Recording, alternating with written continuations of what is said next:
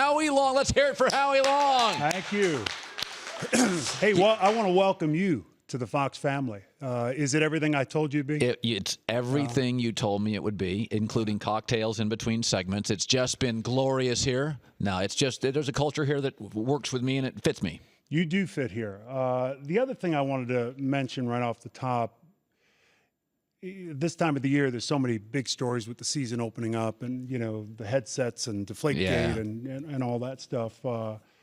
My thoughts go out to every family that was impacted by 9/11. Oh, we talked about that in our morning meeting this morning. Absolutely. Yep. We may be in Los Angeles, but everybody in this country feels it. So many people were impacted. There's so much courage on so many fronts. It would be nice if we all came together the way we came together after that. Yes. Because we seem to be a country divided right now. But I don't want to get into politics. Let's talk about sports. I want to talk. There's a movie out. People don't know your background, and I don't know it as well as I should probably.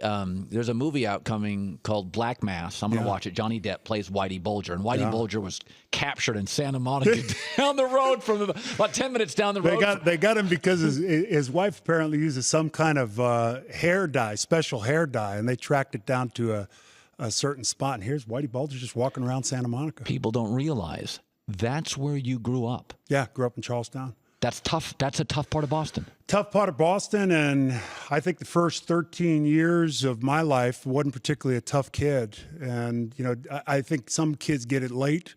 It didn't dawn on me till I was about 14 that I don't have to take this anymore. You got your arse kicked a couple times? Sure. Who didn't in that neighborhood? Yeah. Really? Yeah. Did you know of the groups, the Whiteys, and was that part of the culture? Wasn't as aware of that. I think at one point, and it's changed significantly because Charlestown's become more of a commuter town because Boston, unlike New York, doesn't have a lot of living quarters inside the city. So you go across the North End Bridge into Charlestown, and that's where folks are living. But at one time, it was more bank robbers per capita and more unsolved murders. There's kind of an Irish omerta, they called it, in the town. And that's where Howie Long is raised. Your life has so many chapters.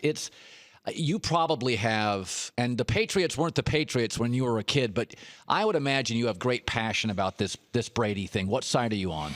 Well, it's interesting you bring up, and I thought about this, and when you're calling, what essentially you're calling Tom Brady, if you're the league, is you're saying Tom Brady is a cheat and Tom Brady's a liar. Based on what we think, it's more likely than not. And that's the real issue that I have. If you're going to disparage a guy's total career and who he is as a man and as a football player, don't tell me what you think, tell me what you know. And they didn't prove the case. And I think if anything's come out of this, it's that the system itself, in terms of the process of finding out guilt and innocence and arbitration, is flawed. And I think we need an independent third party. And it took, I think, golly, almost 3 years for the HGH independent third party to be agreed upon. And I think we need one now, and I think we need it quickly. I think the players don't believe in the system, and I think the fans have become aware through this process that it's not a fair system.